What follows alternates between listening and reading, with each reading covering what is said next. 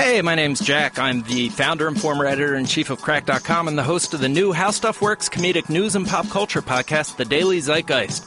Our goal is to tell you about the ideas that are out there changing the world. We talk politics and news, but we also cover supermarket tabloids, which might seem stupid, but millions of people pass those every day, and they absorb the ideas on the cover whether they want to or not.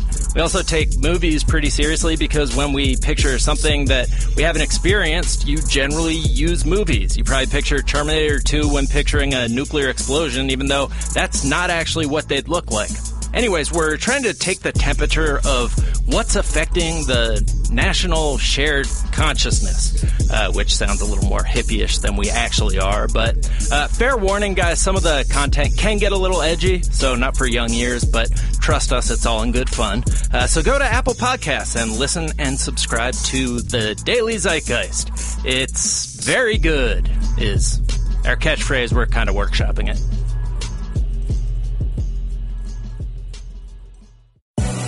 Welcome to the Right Time Podcast. The Right Time with Bomani Jones. I guess your man Ben McAdoo knew what was coming after the game on Sunday where the Giants went out there and lost to the Raiders. Here's what McAdoo had to say after the game. I'm going to coach this team as long as my key card works. Yeah, I wonder how it went with that key card this morning. Can you imagine all the suspense that was involved with him using his key card when he got to the facility? Like, he's just sitting there, eyes closed, just hoping for that sound, and he go, boop. Because what you don't want is bam. But he got boop. And he's like, all right, might be able to make this thing happen for a little while longer. He got there, and then Jerry Reese got to work. And then the mayor, John Mara, came to work. And then it was a wrap. That was it. Ben McAdoo, fired. Jerry Reese, fired. Everybody had to go in that situation. Let's see here. We got John Mara talking here. Oh, here's that thing. John Mara doing that thing where he says, yo, man, we just need to change everything. Where we are as a franchise right now, we're 2-10. We've kind of been spiraling out of control here. I just felt like we needed a complete overhaul. I don't think there was any one event or one final act that precipitated that. Who you fooling right now, bro? Who you fooling? There wasn't no one final event. There was no precipitating factor. Like, my contention about this is that they either should have fired McAdoo like 3 weeks ago or they should have fired McAdoo at the end of the season. That there are real questions to be asked about the idea that you were going to fire Ben McAdoo right now when it was abundantly clear that he was going to wind up having to be fired. That being said, Jay Glazer at Fox had reported that a bunch of former players had planned to come to their upcoming game this week against the Cowboys on the sideline wearing Eli jerseys. And I feel like it was at that point that the Giants realized, ooh, buddy, we got to nip this thing here in the bud. Like, this, no, this has to stop. But over here, we told y'all early that this was going to happen. We did. But we didn't tell y'all that this was going to happen when they named Geno Smith the starter. No, that's not when we told y'all this was going to happen. We didn't tell y'all that this was going to happen when they benched Eli Manning. Nope. We didn't do that. We didn't tell y'all that this is all going to end bad after they had lost all those games in a row. No. That is not when we told you that this was going to wind up being a problem. We didn't even tell you it was going to be a problem when Odell Beckham got hurt, and they were basically out here putting dudes off the street out there wide receiver. Cat said, honestly, if they play a flag football game like somewhere in Miami, I'm not sure these dudes are first-round picks. Nope. That's not when we told y'all this was going to go bad.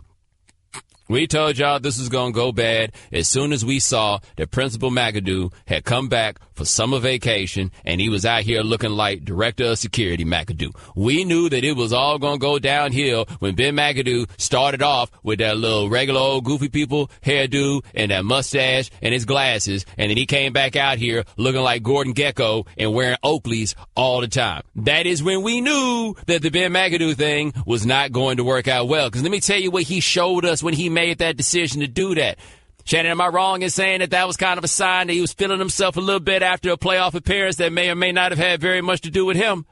Oh, absolutely. It was definitely the first tell. Absolutely. New sheriff in town. That's what he was. He was new sheriff in town, except it became abundantly clear very quickly that he did not actually know what it is that he's doing. Like, that's the thing for McAdoo that we got to. They hired McAdoo because McAdoo is so, all you got to do is have a halfway decent season as offensive coordinator with one quarterback, and all of a sudden somebody going to give this to you, right? So McAdoo had a decent season with Eli Manning. Shannon, what do you think is the thing that changed in the 2015 season that suddenly made Eli Manning look a whole lot better? Do you think it was Ben McAdoo?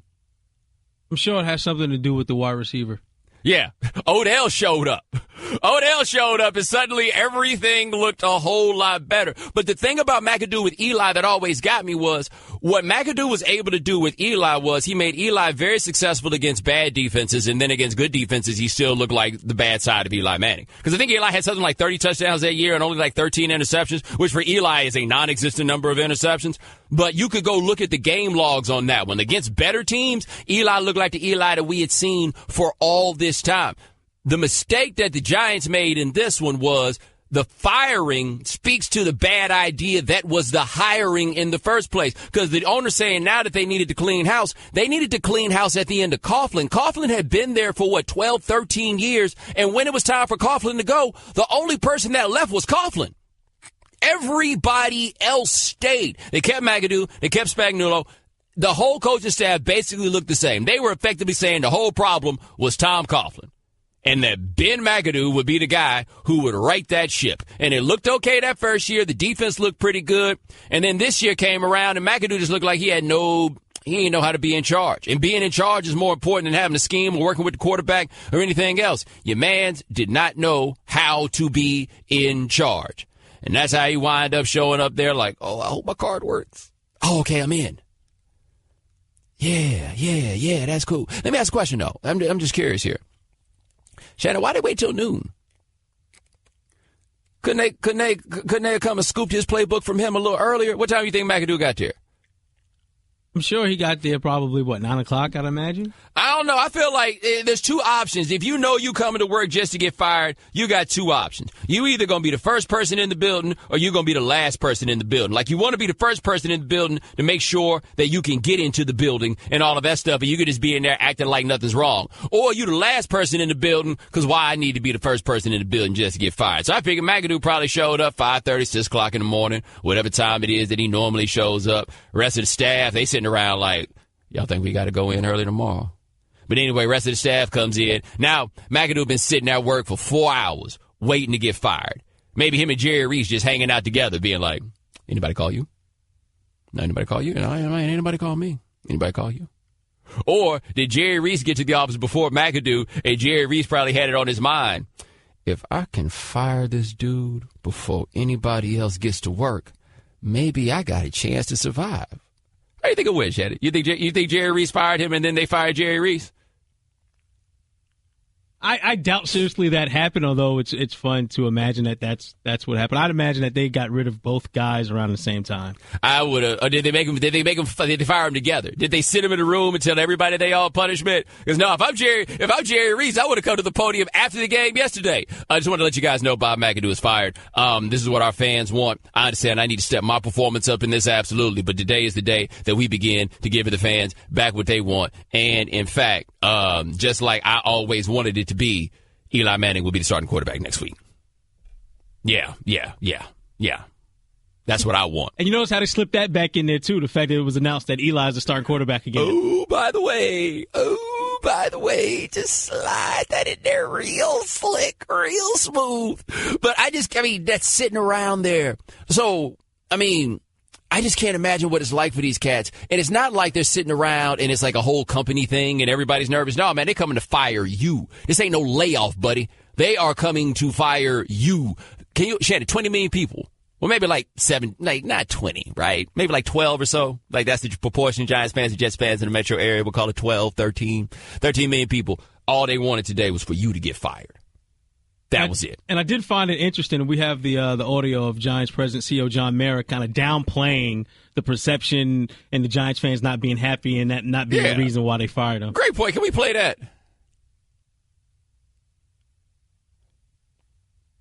Because that's crazy.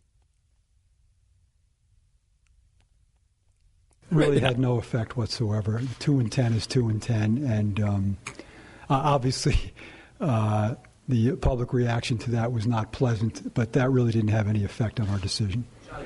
Hold on, now 2-10 is a disaster, Shannon. What about 1-8 or whatever? What were they like 1-9? 1-9 was not the time for it. 0-5 or whatever it was. None of these times were the time. They wouldn't try to get all the way to the end of the year. And it was just like, yo, they're going to burn this whole thing down. Right, and that was a question I was going to have for you, and you mentioned it at the start of the segment. Why now?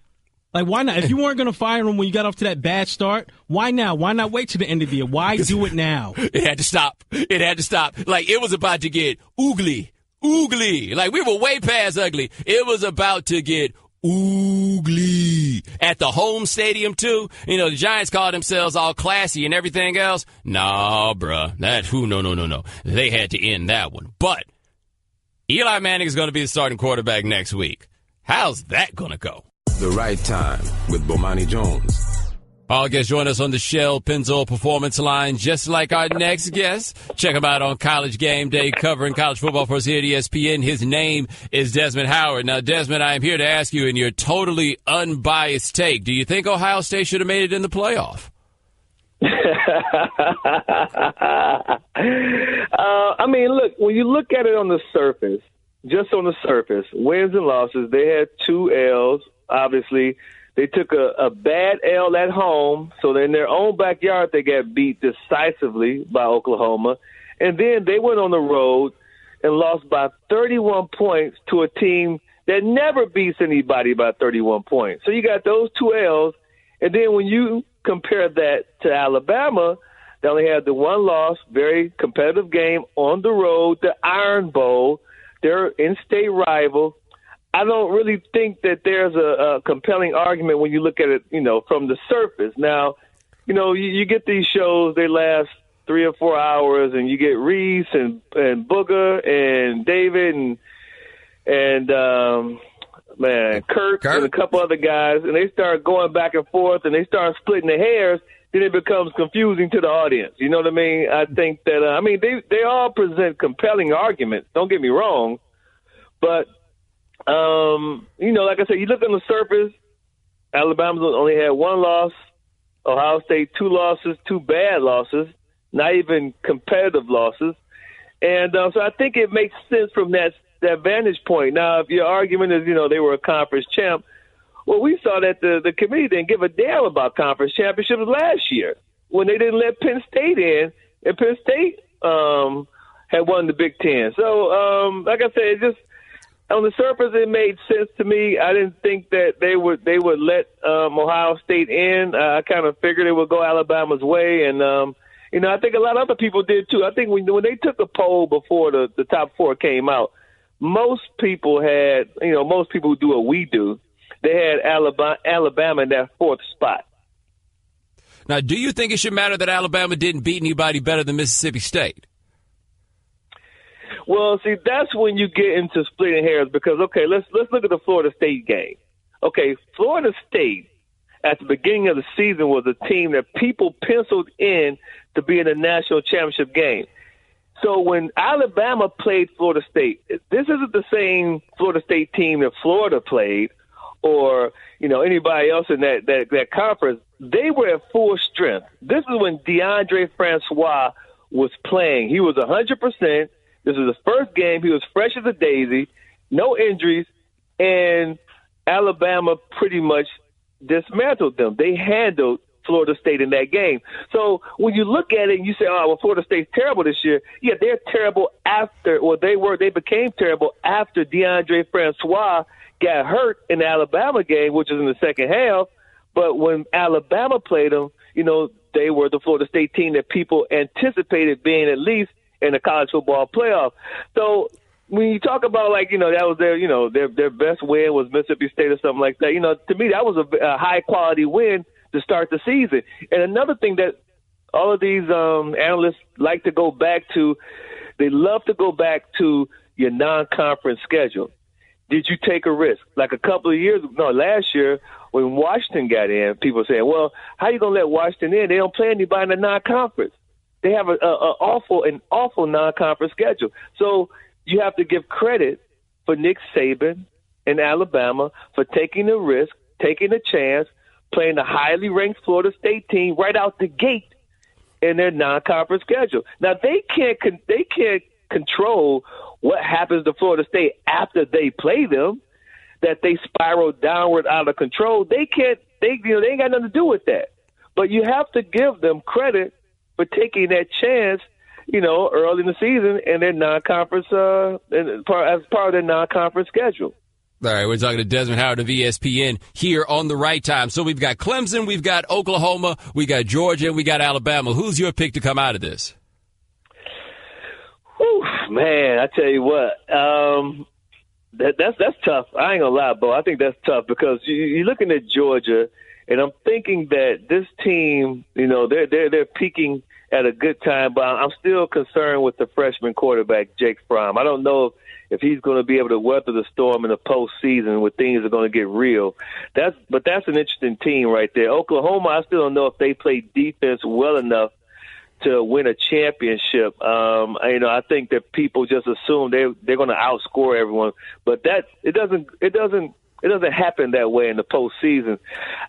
Clemson, Alabama might be for the national championship. That game just might be for the national championship, especially because Alabama's getting healthier right now, and Clemson, they're just a team that they're playing with a lot of confidence. Kelly Bryant, he went through his injury. He got hurt before the Syracuse game, and then ended up getting concussed in the Syracuse game.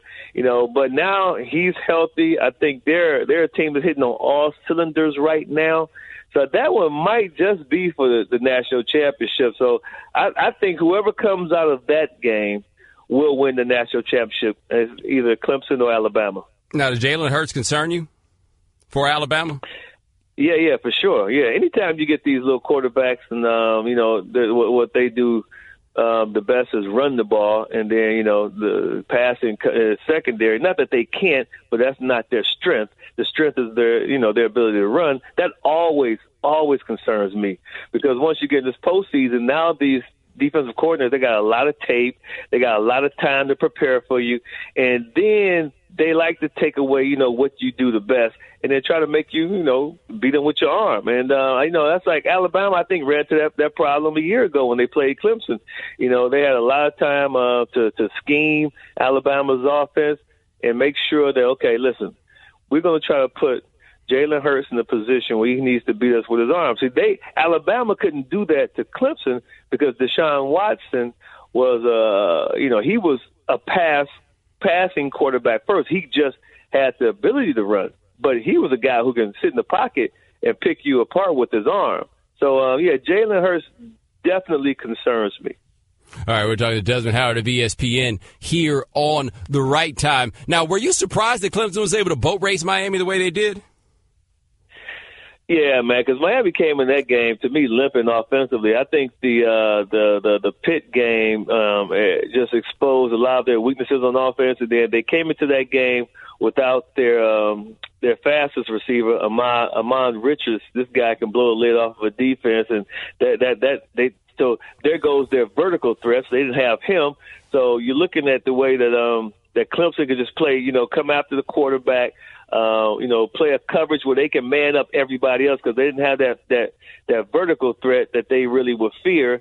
And, they looked at what Narduzzi, Pitt's head coach, did the week before to Miami to affect Malik Rozier and just really corral that running game, and then, put the guys out there on the island, the DBs out there on the island, and then mix it up with the front seven. So I thought that Clemson would win that game just because Miami came in that game so beat up and losing without a couple of their weapons on offense. All right, that is Desmond Howard. Check him out covering college football for us here at ESPN. Good to have you, my man. To talk soon. Thanks, Bo. I appreciate you, brother. The Right Time with Bomani Jones. We'll take a break from Shannon's celebration of the Giants firing their head coach to talk about this here college football playoff. You have to understand the company I work for is heavily invested in the notion of the college football playoff, so that leaves me with a dilemma, which is that I kind of need to play in to all the excitement and everything around the college football playoff, even though I believe this whole thing is powered by stupidity. Now, when I say that this whole thing is powered by stupidity, this is what I mean. The question of today is, should Ohio State have gotten in to the college football playoff? There are 4 spots in the college football playoff. Ohio State won the Big Ten. They did did not wind up getting that spot. There are lots of explanations that people could throw out there about why it is that Ohio State did not make it in, but we're going to start here with Kirby Hocutt of the playoff committee. He is the chairman, and this is what he has to say, that Alabama was always above them. The selection committee looked at a one-loss Alabama team, that one loss coming against the final ranking number 7 team, Auburn, in a very competitive game. We compared that to a 2-loss Ohio State team, obviously the one loss at home to number 2 ranked Oklahoma, but more damaging was the 31-point loss to unranked Iowa. We spent a great amount of time last night into the morning again, beginning at 7:30 this morning, talking about the full body of work. Now that the complete season is in front of us, we have the full body of work. The selection committee just favored Alabama's full body of work over that of Ohio State. And it was consistent over the course of the year as we saw Alabama play week in and week out. Now, the only place where I disagree with him really on what he had to say, the thing that jumped out was he thought that Auburn game was a very competitive loss for Alabama, because I thought that Alabama was thoroughly outclassed in that game. I did not think that that was a competitive game at all. Like, when was the last point that you watched in that game that you thought Alabama had a chance to win? Like, he talked about that like that came down to the last drive or something like that. That was not the game that I myself saw. Now, I know a lot of people jumping up talking about conference championships because Ohio State won one, Alabama did not even play for theirs. Here's Hocutt again talking about conference championships. We don't look at conference affiliation. Again, we look at the 4 very best teams. Conference championships are important. If you look at the history of the CFP playoffs, 14 of the 16 teams have been conference champions. But, however, we have the flexibility and the discretion to put non-champions in the top 4 if they are one of the 4 very best. And that's what took place last night, was confirmed this morning, and speaks to the top 4 teams this year. I went out to Big 12 feels hearing them talk about this conference championship thing, or in that way doesn't matter, after they may have cost TCU a spot in this playoff by having their supremely contrived conference championship game that they thought would improve their chances of making the college football playoff.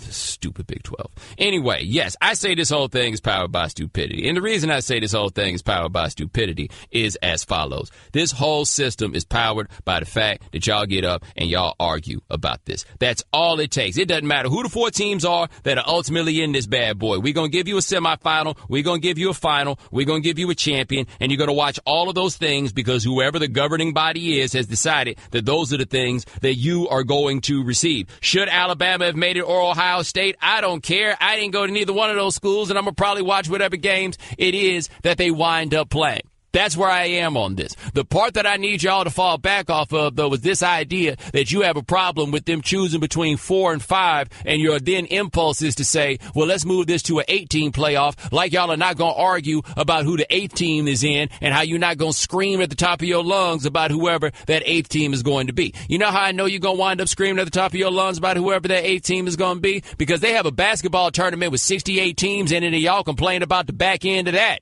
And the back end of that will be stuff like VCU.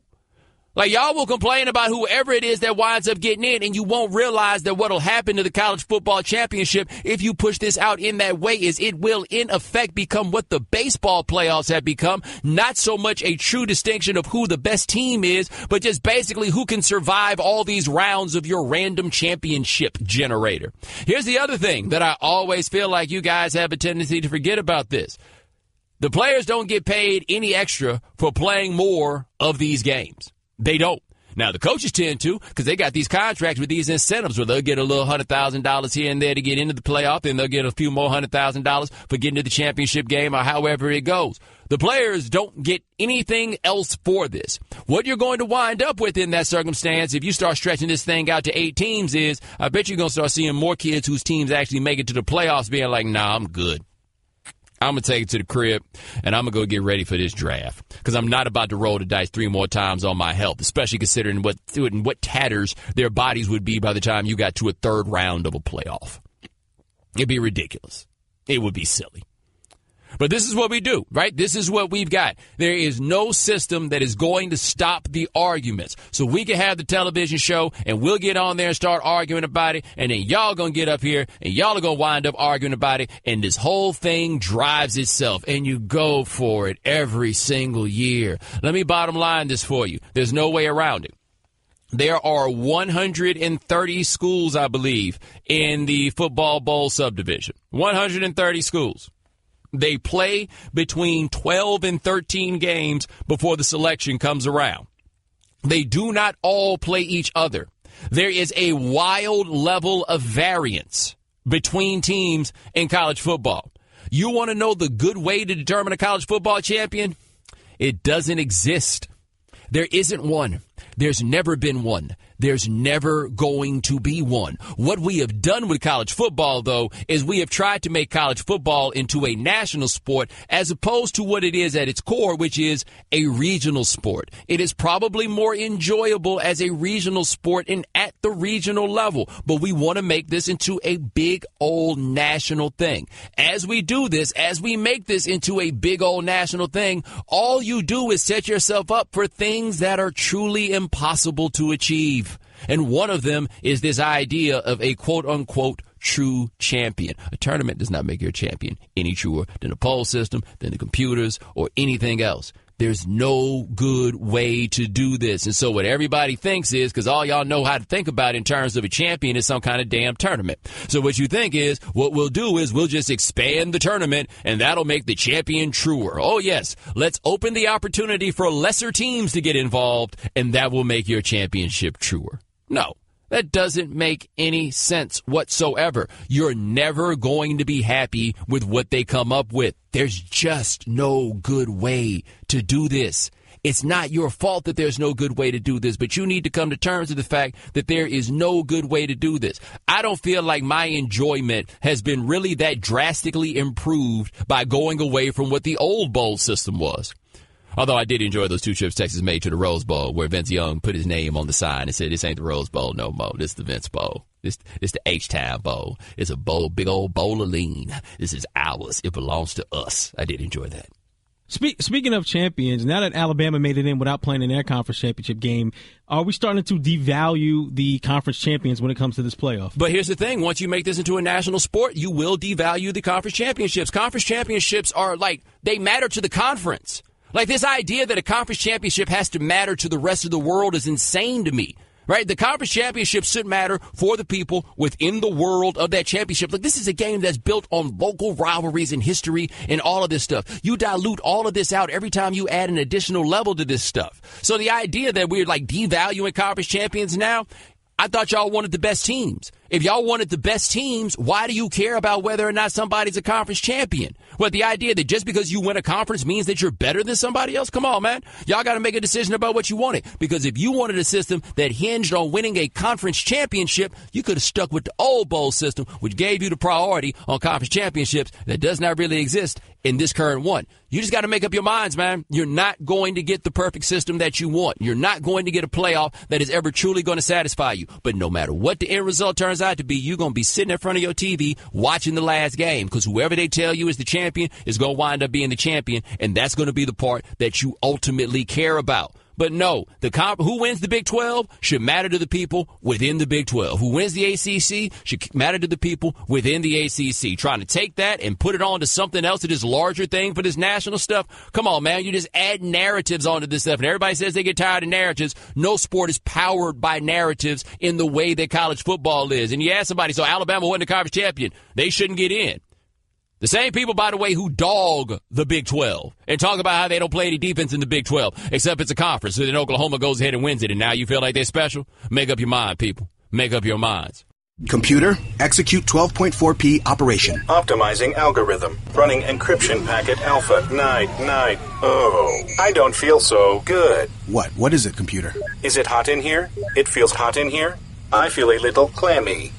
I should lie down or something. A computer with a virus? Surprising. What's not surprising?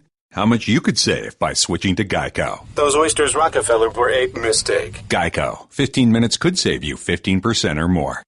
The Right Time with Bomani Jones. All right, we just talked about the college football playoff, 888-729-3776. Let's hit the phones and talk to Jeff in Alaska. Jeff, thanks for calling The Right Time. Hey, Bo, I'm with you. It doesn't matter to me, but it just seems like Alabama got to sit at home while everybody else is playing, getting busted up, or the possibility of getting busted up. They're out relaxing, getting rehab.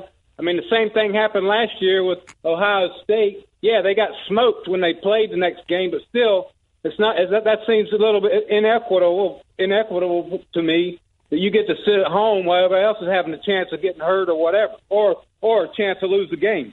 No, let me tell you, I think that is a great point, Jeff, and I appreciate the call because you're right. Alabama wound up, they had to cross their fingers, roll the dice to hope it worked out, but they did get an extra week to rest up. But look, don't get it twisted, man. These boys are, they are beat, man. Like, after all this, I was talking it was to Michael Wright many years ago. Michael Wright, who covers the Spurs now, he played college football. He's a really good high school football player. He told me, he was like, look, man, in the high school playoffs, I was kind of hoping we would lose because it hurt. Like, these football games, man, they ain't no joke. All right, 888-729-3776. That's our telephone. No, speaking of no joke, Rob Gronkowski has been suspended for a game by the NFL. He is going to appeal. He took a cheap shot at Tre'Davious White, where Tre'Davious White was laying down on the ground. Gronk apparently had gotten tired of all the pass interference, and he decided that he would exact his revenge on White by throwing a shot at him while he was on the ground. White wound up being concussed, or at the very least, he is in the concussion protocol. Now, here is Rob Gronkowski apologizing. I was just really frustrated at that moment. It just happened naturally through emotions and frustration, and just want to apologize to Tre'Davious White. I don't really believe in type of shots like that, but just due to frustration process, game of football, emotions. That's what happened. And then after that, they asked him what he was frustrated about, and it wound up being this soliloquy on pass interference and how tired he is with being interfered with on passes. And I'm like, why don't you go holler at the ref? Like if that's what your beef was, why not go holler at the ref? And so Gronk has now been suspended a game. Like I said, he's going to appeal. I don't think that appeal is going to go through. Like if Mike Evans got the 1-game suspension for what he did involving Jameis Winston, I think that this is far worse, and Gronk is probably lucky that he only wound up getting 1 game in that situation. But, hey, man, this NFL, you can't do stuff like that. There's really no way around it. And he had to do it in as vulnerable position as anybody could think of. The one thing I'm not so keen on with this is I do think there's some people who allow on some Gronk be Gronk sort of thing about this. But I found that by and large, everybody, at least who works in my business, saw that play. And they responded the same way, that was a cheap shot and that he would ultimately wind up being suspended. Like, there's a whole bunch of comparative cases that you could bring up. I guess Burfict winds up being the first one that you could bring up. But Burfict got a longer resume on these sorts of things than Gronk does. But he absolutely 100% earned his suspension. It seemed like his coach, who told Belichick told Sean McDermott after the game that it was BS. He ain't say BS, but that's what he called it in effect. Everybody agrees with that. No, that suspension is what the suspension should have been, in all likelihood. If they had gone 2, I would have understood it, but I also know the NFL. If they suspended him from 2, they would have knocked that bad boy down to 1. That's just how that worked. This one, though, I don't think it's going to wind up being knocked down. Like, you can't hit somebody after a play and give them a concussion. Like, if the dude hadn't gotten a concussion, there's a possibility that Gronk would have just gotten a significant fine. Man, you're not about to hit somebody laying on the ground and concuss them and get away with it in any sort of way. Though I did feel, after seeing the interview with Gronk, he said it was a cheap shot and he shouldn't have done that, but then they got to asking him about dudes like grabbing him at the top of the route. I mean, he knows what he did was wrong. But he does seem to kind of think that it's understandable that he would do such a thing. And I guess that is where he and I would disagree on this matter. 888-729-3776. That's our telephone number. It's to Ray from Georgia. Ray, thanks for calling the right time. What's up, Bo? Doing all right, man? Hey, man. I was thinking in that particular case, Rob Gronkowski, man, it was asinine. It was childish what he did. And I thought the 1 game was kind of a little egregious as well, as you see him on my Stephen A. vocabulary. And the optics looked really bad because the guy was bleeding from the mouth and everything. But I had another question. What responsibility does the play-by-play guy have in that? Because I'm guessing it might have been a Bills announcer, and they was like, well, good for him. You know, they was like trying to get the point across like, well, he was justified in the incident. You know, cue the white guy's music from the Dan Levitar show. And then the second question was, does Tre'Davious White's teammates hate him? It was like one guy that came and pushed Gronk, and then nobody else did anything. I was like, I was expecting it to be a brouhaha. So let me know what you think about that. Ray, I appreciate the question. I didn't hear the thing that you were talking about, so I can't really speak to what the radio broadcast said or anything else. Now, the question about whether Tre'Davious White has any friends is a fair one, or is it simply a matter that don't nobody want no problems with Gronk? Is that what it is? Because I do feel like any player who's that far down the field on the pass play is in a different weight class than Gronk. And I don't want it with Gronk, because you know what Gronk probably doesn't have? An off button. No. Like, think about it. You get Gronk that worked up, and at that point that he was so frustrated at that moment to do that in the first place, then you want to fight a dude as big as Gronk who doesn't have an off button? No, I'm good. Yeah, and look, man, people probably be saying all kinds of stuff to Gronk that he just laughs off until that moment where Gronk is, Gronk smash, Gronk must destroy. I don't want to be anywhere around angry Rob Gronkowski. I don't want to be anywhere near that. I mean, I imagine that he's one of those that it's all fun and games until it's not. And when the fun and games stop, it is neither fun nor is it games. All right, we talked about the college football playoff just a second ago. 888-729-3776. That's our telephone number. So to Matt from Fort Wayne. Matt, thanks for calling the right time. Hey, how's it going, Bo? Doing all right. Hey, so I think you hit the nail right on the head as far as they're talking about college football being a regional sport and stuff. And been hearing a lot about college, about the conference champions, and people kind of losing their mind over this. But if we take a look at the old system, the BCS, I mean, how many times do we have 3 and 4 lost teams that got the automatic bid, and then people losing their minds about people getting left out for only having 1 or 2 losses? But I just thought, there is not going to be a perfect answer to this. No, I'll let you speak on it. Well, I tell you, man, I appreciate the call. No, the problem you got with college football in this regard is there's just not enough ways for enough teams to play against each other to where you really have like a big enough sample of information that allows for the comparisons that you use in these things. There's just not enough. There's no way to do it. The only way to do it is like greatly expand the number of games that people play. But I am not here for asking those boys to do anything more for free than they already do. The Right Time with Bomani Jones. On the line right now, he's the co-host of Humpty and Canty here on ESPN Radio in New York. His name is Chris Canty. Chris, did the Giants have to make this move on Ben McAdoo today? I felt like it was time to make a move. I mean, the Giants are 2-10. They're coming off some really bad losses, of course. Back-to-back trips to the Bay Area. Well, not back-to-back, but in the last couple of weeks, trips to the Bay Area ended with disappointment. And at some point, somebody has to be accountable for these poor performances. And ultimately, the axe fell on Ben McAdoo and Jerry Reese. Ben and Jerry are now gone out of that building. The Giants get an opportunity to push the reset button on the culture in that building. And I thought they wanted to get a jump on the general manager search. And it sounds like from the words of John Mara today, that's exactly what they're going to do. So did these sound like moves that they were probably going to make at the end of the year but just got accelerated? It feels like the report their former players are thinking about wearing Eli jerseys on the sideline was the tipping point. Yeah, well, I mean, there was a lot of outrage after they handled the situation with Eli Manning and benching him last week. And Ben McAdoo came out and said that him and ownership were on the same page in terms of transitioning from Eli to the younger quarterbacks, trying to get a look at Geno Smith and or Davis Webb.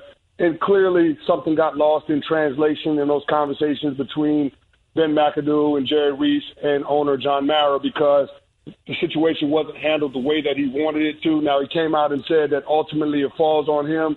He had the authority to veto the decision that Ben McAdoo made, but at that point, they said it was too late, and they decided to go ahead and bench Eli Manning, ending the consecutive game starter streak at 2-10, and go ahead and start Geno Smith.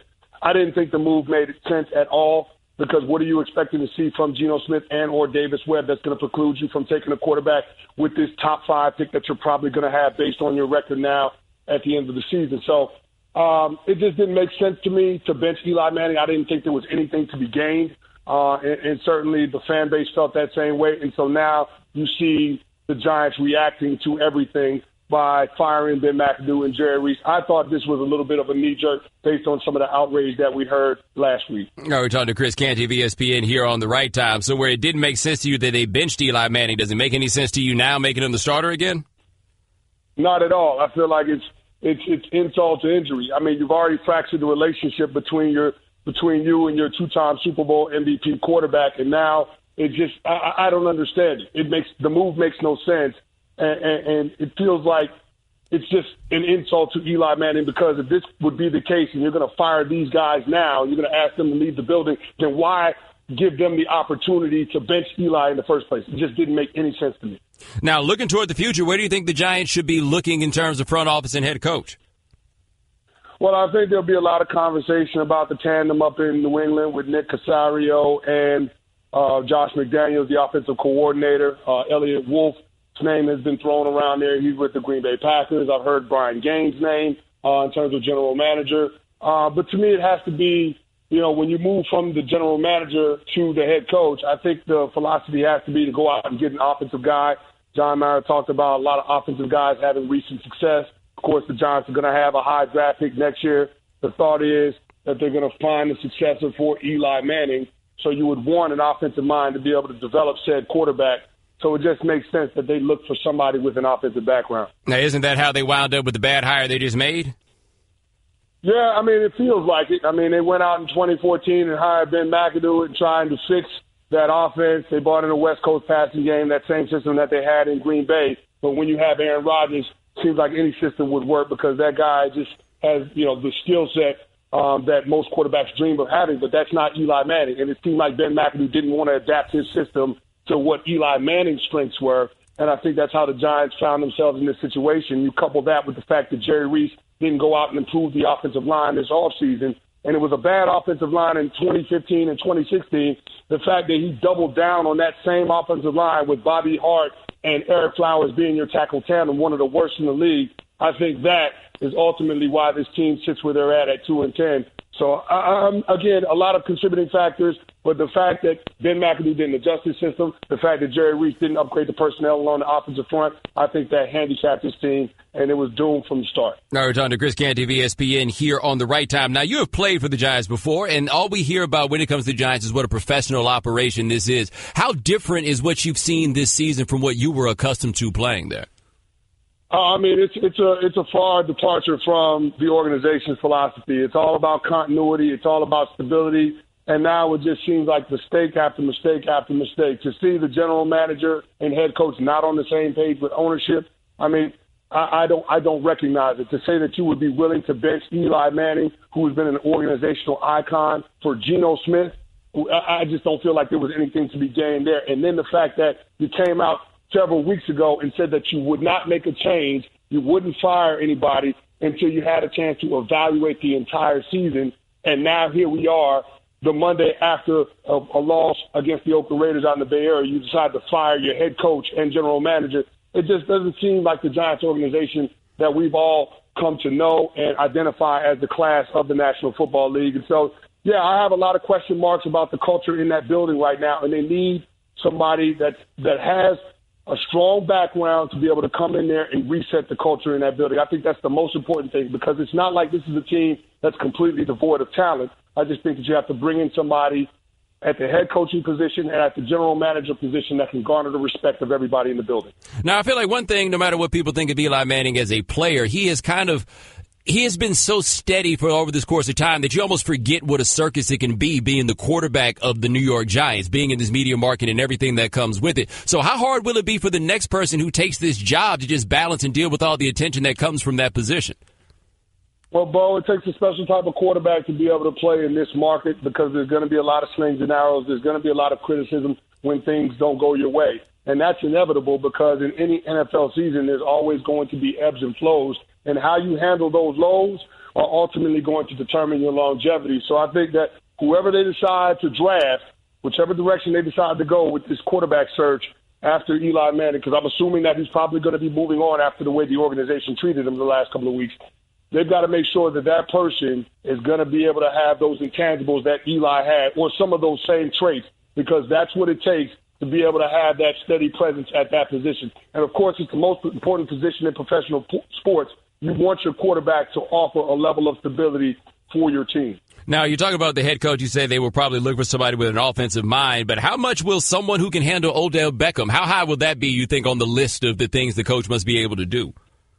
Well, that's going to be important. You know, we had Jordan Ramnan on our show earlier today, and he said that a part of the issue with Jerry Reese was that he had an icy relationship with Odell Beckham in his representation. So I think that's important, because John Mara has identified that this is a player that they want around for a very long time. He said that they haven't had a player that strikes fear in the opposing team like this since Lawrence Taylor. So when you put Odell Beckham up there with somebody that's on the Mount Rushmore of New York Giants, I mean, that's a strong statement. So clearly This is going to be about a general manager that can have a good relationship, a head coach that can have a good relationship with now seemingly the face of the New York Giants, which is Odell Beckham Jr. And, oh, by the way, you got to figure out something with that contract, because after he went through this season, didn't have the security, didn't get a long-term deal that he was looking for before the season started. He had the ankle fracture. I think that guy's going to want to get paid before he steps back on the field for the New York Giants in a meaningful ball game. So you're going to have to work that situation out as well. Well, from what you know about him, is he a difficult player to manage if you were looking at it from the standpoint of a coach or general manager? I don't think he's a difficult young man to manage. I think there are some maturity concerns. I know Odell. I like Odell in terms of his work ethic. He's what you want the rest of the guys in the locker room to be. But I think there are some things in terms of the mentality, the approach, and understanding where he fits in terms of helping the head coach and the general manager set the agenda for the team. Like it or not, he's in a leadership position. Other players are looking up to him. And so I think he's got to take a macro view of this thing and understand it's not necessarily just about him, but it's about the team. And he's got to make sure that he can send the same message that the head coach and the general manager are trying to send. He can take that message to the other 52 guys in the locker room. I think that's going to be important for him as he develops as a player. All right, that is Chris Canty. Check him out on Humpty and Canty, ESPN Radio here in New York. Thanks so much, my man. I appreciate it. Thanks for having me on, Bo. The Right Time with Bomani Jones. Jimbo Fisher just got to College Station. From what I can tell, Jimbo Fisher been to College Station one time, and I can tell that because they started doing all that weird Aggie stuff, and he was like, whoa, this stuff is weird. Shannon, did you see it when he got off the plane and they had the band playing? Yeah, I did peep that. And it also was an encounter with an A&M fan. Yes, where they do this saw them off thing because they, saw the horns off the Longhorns who don't play them after that 27-25 victory in 2011 that hopefully they'll never have a chance to avenge. Don't ever play them again. Anyway, he looked almost, no one looked more uncomfortable than that time Bobby Petrino had to call the Hogs at that weirdo news conference they had where they let regular people come into that bad boy. Yeah. That is one of the funniest things I've ever seen. I was at my house and I got lit. And I fell asleep, and I woke up, and all I saw was Bobby Petrino like, we're about to call the Hogs. And Bobby Petrino was like, we're about to do what? And then they had him out there doing it, and he was like, oh, no, fella, we got to do this 2 more times. He's like, okay, we did it once. No, buddy. You know what? It dawned on me, though. How often do these cats actually go to the places that they're signing up to go before they take the job? Because they got to lay low, right? They got to lay low. They can't be seen around town. So these cats stayed taking these jobs in these places that they've never been. But I guess when somebody's going to pay you $75 million, the damn job could have been on the moon. If they got $75 million, it can't be so bad, right? So Jimbo Fisher is now the coach at Texas A&M. They are super hype about a coach that Florida State fans aren't really that mad about losing. And I feel like that is not a good sign for how this is ultimately going to go. But Jimbo, $75 million guaranteed. Shannon guaranteed. $75 million guaranteed. Jimbo got out there and said that he had never thought about leaving Florida State until he said he did some research on Texas A&M. What did he find? I'm curious. Like, what did he find? He found that they was going to pay him $75 million. Like, you can talk to me about facilities. You can talk about all this other stuff. They were putting 10 years, $75 million guaranteed in his pocket. And Shannon, the chancellor, said that the only reason that they gave him a 10-year contract is that he wouldn't agree to 15. Like, they firmly believe that they have got their version of Nick Saban.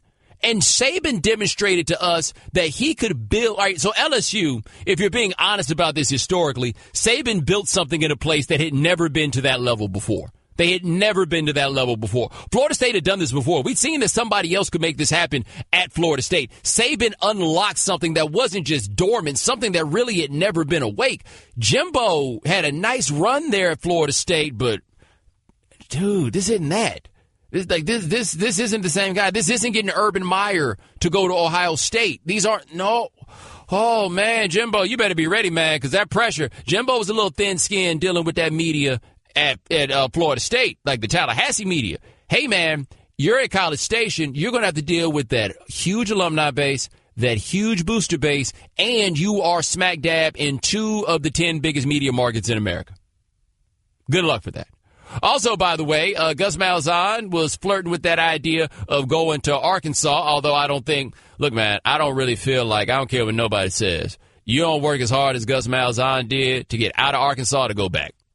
Like, I remember one time that Arkansas job came up, and they're like, you think Charlie Strong's going to go take the Arkansas job? He's from Arkansas. I'm like, that's the reason why he ain't going to take it. Charlie Strong did not do all the work that he did to get the hell out of Arkansas to go back. That wasn't his plan. That wasn't what he was going for. But Malzahn's new deal, 7 years, $49 million. They say he'll make more than $7 million in the final year of the contract. And Shannon, they say they just can't find any money to pay the players. Somehow they're scraping together, rubbing together 2 nickels to pay these coaches, but somehow they just ran out of money to pay the players. That $75 million they're paying Jimbo Fisher is all private funds. None of that is state funds. That is all booster donations. And every time somebody asks me, well, how are they going to pay the players? Who's going to pay the players? The same people who are willing to break the law to pay players and have been willing to do so for decades. How you think that Trans Am got in Eric Dickerson's driveway?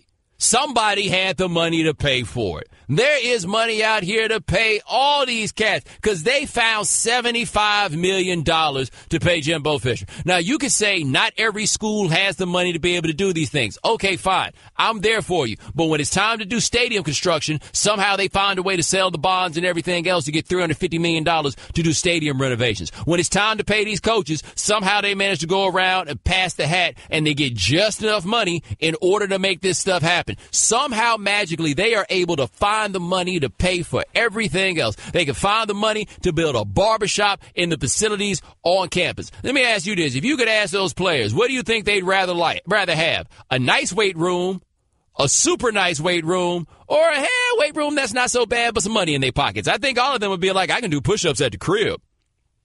Right. I would rather have a pull-up bar and a pocket full of money than this super fancy weight room that you say you got for me. Right? They call it the gold plating syndrome around these college sports. And what it is that the revenue is higher and higher, and they can't give the money to the players, so they have to spend the money. So they just spend it on stuff. Right? Like stuff that I guess is cool, but it's also stuff that they use to get players to come to their schools. You know how you can get the players to come to their schools? Just give them the money. You don't have to run it through a middleman. Just put the money in their pockets. I'm telling you, they'll come. I've seen it. There's history. They'll do it. You know why? Because most people who work get paid. So if you want to make your argument that, well, where is the money going to come from? Where the money come from for everything else? Huh? Where the money come from for everything else? Something tells me that they can find the money. And as I've said many times on the matter of paying players, universities have a bunch of really smart people. Somebody could probably figure it out. I would also like to take this opportunity to remind you that there are surveys and polls that have indicated that the greatest correlating factor toward the opposition to paying players, racial animus. I'm not saying that's how you get down. I'm just saying you might want to think about it. 888-729-3776. That's our telephone number. Right fast to talk to Hank from Kansas. Hank, thanks for calling the right time. Bomani, hey, you're missing the most important and outrageous coaching change when Dana Altman, he's a basketball coach from a private Catholic school in Omaha, he goes down to Arkansas for one day. They call out the Hogs at that press conference. That cat looked so out of place. He left the press conference, walked back, pulled up his phone, called back to Omaha and said, I want my job back. And he went home next day. You're right. He did do that. I had forgotten that one. And, Hank, I appreciate the call. I feel like Arkansas, before anybody takes the job, they need to be like, now, just so you know, we're going to call the Hogs. Have you ever seen us call the Hogs? Let me give you a demonstration of calling the Hogs. Because they seem to be just dropping these dudes in the middle of a hog call, and they're like, wait, what? Huh? The Right Time with Bomani Jones. All guests join us on the show. Pennzoil Performance Line, just like our next guest. Check him out at SBNation.com and EDSBS.com, the best college football writer in America. His name is Spencer Hall. Spencer, we can talk about the playoff, but first, how'd you enjoy that Jimbo Fisher press conference today? That tells you. He doesn't know. He doesn't know where he is. He thought, oh, man, that's like Tallahassee, isn't it? I just go to College Station, Tallahassee. It's like the same thing, just more cows. No, dude. you are. He actually said himself, he's like, I thought I did some research on all this stuff. I guess meaning like the Aggie war whoop and getting your boots and not walking on the grass and all that. And he's like, well, I guess I didn't do enough of it. No, dude, you didn't. You were not ready for this. Have you ever seen anyone, though, have higher expectations heaped upon him at a press conference, at a place, by the way, with no history to indicate those expectations are legitimate? No. I haven't seen it. It wasn't quite as awkward as Bobby Petrino calling the Hogs at midnight, right? In fact, I don't think it was real awkward at all. Remember the prediction for where Jimbo Fisher would end up? It has to be hunting compatible, right? It's got to be in like real tree country. So that certainly works. He's certainly compatible in that sense. But the expectations are going to be crushing, and I mean, he knows that, and his agent knows that because his agent was the one who negotiated the $75 million guaranteed. And if you don't think that number isn't another one that's going to come back over the next couple of years, if one tiny thing goes wrong, oh, dude, yeah, it will. Yeah, like what's 10-2 if you get paid have a $75 million contract? Yeah, it's 10-2. And you know what? Remember, it's all contextual, too, right? What if Texas gets it turned around? If Texas gets it turned around, and they're sitting at, I don't know, a modest 11-1, right, with national title expectations, and Texas A&M is still sitting there slugging it out in the SEC West, right? Jimbo Fisher just praying Nick Saban retires. Yeah, I don't know, man. That's a hard look. I mean, he knows that. All coaches think they can do it, though, right? The harsh reality is that's an uphill climb there, historically and in terms of what he's walking into. All right, talking to Spencer Hall of EDSBS.com here on The Right Time. Now, all right, we have a college football playoff. We have Clemson, we have Oklahoma, we have Georgia, we have Alabama. Do you care about who did or did not get in? Nope, not one bit. Not one bit. That's probably because I'm a championship agnostic, right? I know that we have to put together a playoff and we have to put together a certain, number of teams in order to give the illusion that somebody's number one. Really, there is no such thing as collective college football, right? There's just a series of sort of like interested parties and conferences that add up to what we call college football. I'm fine with this being our standard exhibition, right? If we go to 8, that's a slightly more, I guess, solid exhibition in terms of picking a champion. But no, I really don't care. By the way, I get to watch like a banging bowl game with Ohio State in it as a result. So as somebody who's not exactly a member of the Church of Championships, I'm fine with it. Now, I am curious, though. The Georgia-Oklahoma game, I think, is the most interesting one because Oklahoma is playing Big 12-style football at the absolute peak offensively of what you can do, and Georgia's just going to try to run over them. That's correct, and they're going to try to slow that game down, too. They're going to try to hem Baker Mayfield in, and one thing that I want you to watch the entire game, we're going to talk about the players for once instead of coaches, right? Roquan Smith versus Baker Mayfield. That's all I want to see. I want to see the guy who's in charge of the Georgia defense and who had an absolutely brilliant year. I believe he won the Butkus Award today. I want to see him go up against Baker Mayfield because that's as good an offensive-defense matchup in terms of eyes on eyes that you'll see all year. We're talking to Spencer Hall of EDSBS.com here on The Right Time. Now, we also have the Clemson-Alabama game, and I guess Alabama will be interesting because they'll have the chance to rest up a bit, but is Jalen Hurts in a situation where this inability to throw the ball is really going to hamstring them? Well, I mean, this is the thing.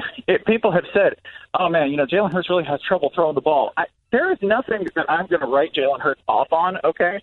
He's brilliant, right? And thus far, he's a sophomore starting quarterback in the Alabama Crimson Tide. I just think that when you operate like they have all year, right, they're very controlled. They don't really like to sort of like drop the hammer on anybody. And when you do that, you're throwing 15 to 25 passes a game. Suddenly, it's hard to just flip the switch and throw 40 and suddenly become, I don't know, Baker Mayfield. That's not who he is. That's not really who he's been sort of trained and who he's practiced to be, right?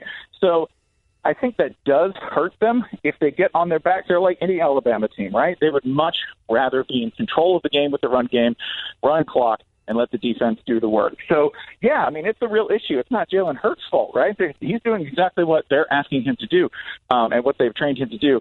I think it's probably on the coaching staffs. All right, Dr. Spencer Hall of SBNation.com here on The Right Time. Now, I guess we kind of do have to get back to coach stuff because Tennessee still does not have a coach, and Philip Fulmer somehow strong-armed his way into becoming the athletic director. Is there anyone in this world that you would trust less if they worked for you than Phil Fulmer?